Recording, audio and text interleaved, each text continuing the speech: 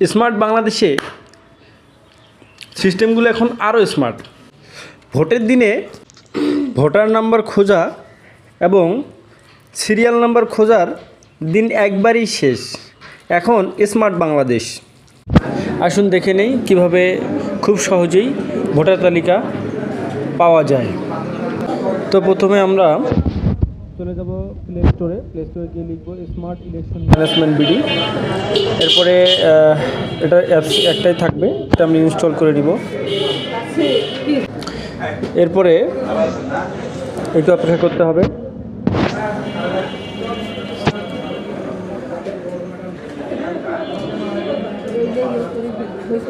হ্যাঁ, এই যে হয়ে গেছে। এখন ওপেন করতে হবে। ওপেন করলেই এরকম একটা ইন্টারফেস চলে আসবে।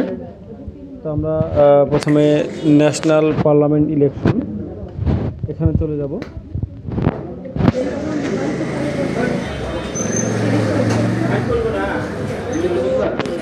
গিয়ে আমরা এরপরে এরকম একটা ইন্টারফেস আসবে। এখানে আমরা আমাদের এনআইডি নাম্বার বসাবো। এনআইডি নাম্বার বসাইলাম। এরপরে ডেট অফ বার্থ আছে, জন্ম তারিখ বসাইতে হবে। জন্ম তারিখ বসানোর পরে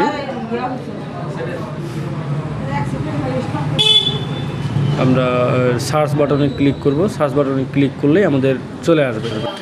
এছাড়াও আমরা এখানে আমাদের